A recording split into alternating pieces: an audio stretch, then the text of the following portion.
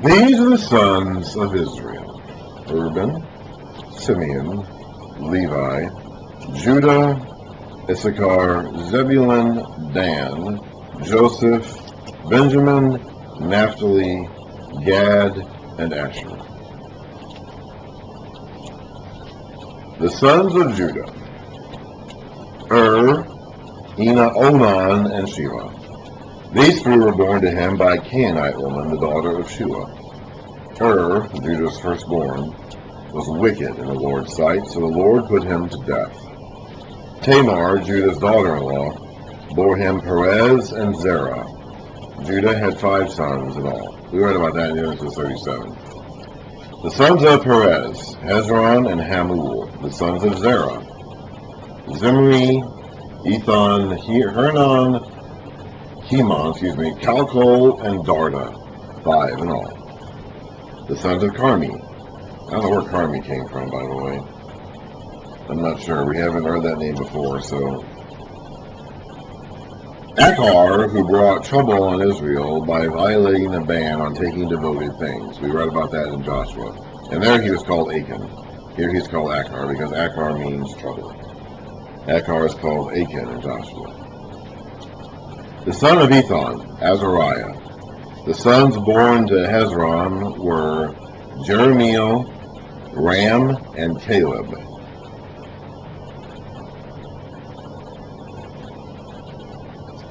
There's a lot of different guys named Caleb along here. Of course, the most famous Caleb is the one who was with Joshua and the spy, the other faithful spy. In addition to, there were 10 spies who went into the land, and the 2 of them were faithful and came back and gave a report about. They gave an accurate report about the land and the size of the people in there, but still said that the Lord could help them take the land anyway. And the other 10 said, no, we can't do this. Caleb and Joshua were the 2 faithful ones. This is not that guy. Okay, this is way too soon for this to be that Caleb. But there's a lot of guys named Caleb. And again, these genealogies are going to kind of go forward in time and then back again and go forward with another line. So we're going to do a lot of kind of time jumping as we go down a line of descendancy and then scoot back up to somebody else and go down a different line. It's going to make it hard to keep track of because there's a lot of names here. We're going to be skipping back and forth many generations as we go through these lines, and it's going to be hard to keep track of. Ram was the father of Amminadab, and Amminadab the father of Nahshon, the leader of the people of Judah. Nahshon was the father of Salmon, Salmon the father of Boaz, Boaz the father of Obed, and Obed the father of Jesse. So we know who Jesse was the father of now, don't we? Jesse was the father of Eliab, his firstborn. The second son was Abinadab, the third Shemiah, the fourth Nethanel, the fifth Radai, the sixth Ozim, and the seventh David. Now the genealogy of David given elsewhere in the Old Testament indicates that there were 8 of them, and he was number 8. The chronicler conveniently omits one of his older brothers and makes it number 7 because 7 is the perfect number. And in his mind, that's fine. Like in the chronicler's mind, that's okay. You can do that. That's just how the ancient mind works. Their sisters were Zeruiah and Abigail. Zeruiah's 3 sons were Abishai, Jobab, and Asahel. Remember those guys? We read about all that in Samuel and Kings.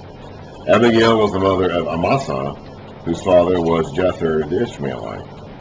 So those are the guys who are going to be David's military leaders. We read all that in Samuel and Kings. That's all a review. This guy is writing at the beginning of the Chronicles, but that's all a review to us because we've already read all that. Caleb, son of Hezron, had children by his wife Azubah and by Jerioth. These were her sons, Azubah's sons, Jesher, Shobab, and Arden.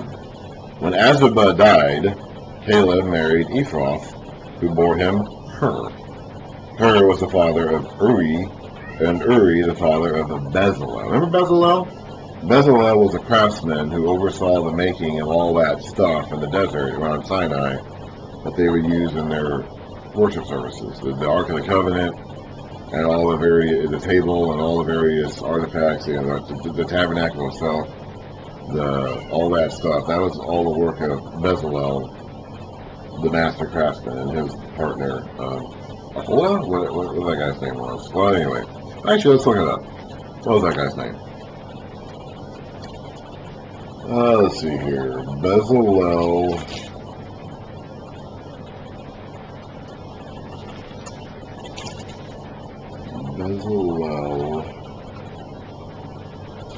Okay, the golden calf. Here's the Bezalel, Aholiab, yeah. That's who that Bezalel is. Later, Hezron lay with the daughter of Machir, the father of Gilead. Now, Gilead is a place, as far as I'm aware, not a person. There's an example of someone being identified with a location more than with a person or a son.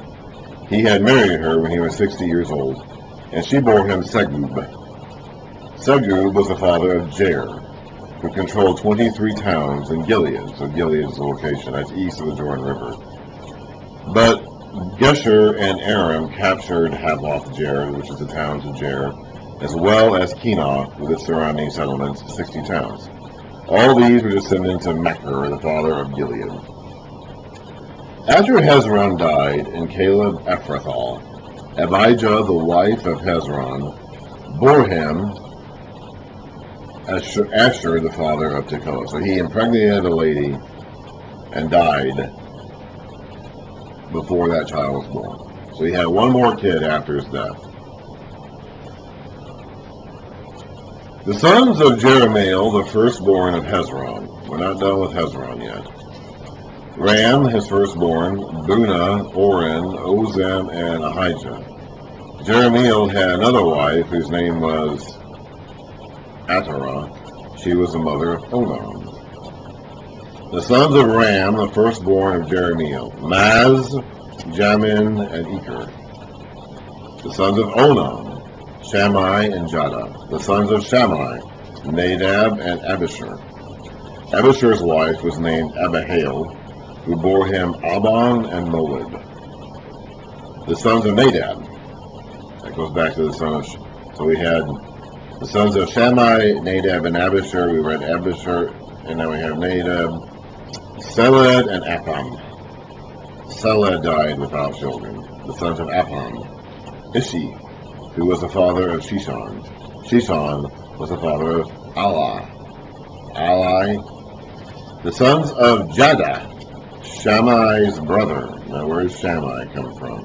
That goes all the way back up to Onam here in verse 29. So now this is Shammai. Jadai, Shammai's brother. Jether and Jonathan. Jether died without children. The sons of Jonathan were Peleth and Zaza. These were descendants of Jerahmeel. Shishon had no sons, only daughters. So Jerahmeel, we're up now to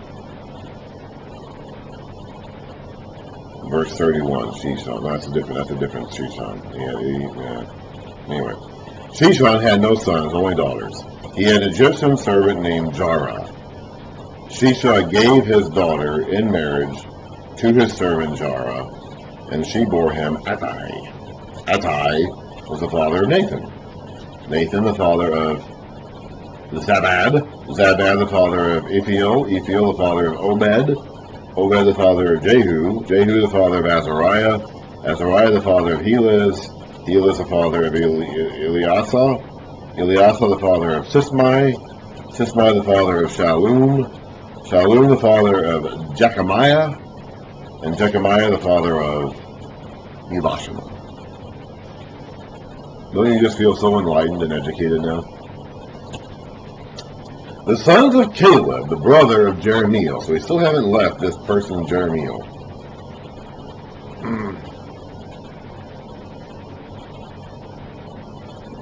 This goes all the way back to verse 9. Sons born to Hezron were Jerahmeel, Ram, and Caleb.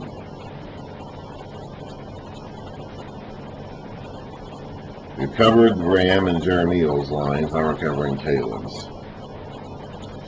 The sons of Caleb, the brother of Jerahmeel. Misha, his firstborn, who was the father of Ziph, and his son Marishah who was the father of Hebron. The sons of Hebron: Korah, Tapua, Rechem, and Shema. Shema was the father of Raham, and Raham the father of Jorkiam. Recham was the father of Shammai. The son of Shammai was Maon, and Maon was the father of Beth Zur. That sounds like a place name to me, not a person's name. But who knows? I honestly don't, but that sounds like a place name rather than a person's name. Caleb's concubine, Ephah, was the mother of Haran, Moza, and Gazez. Haran was a... Oh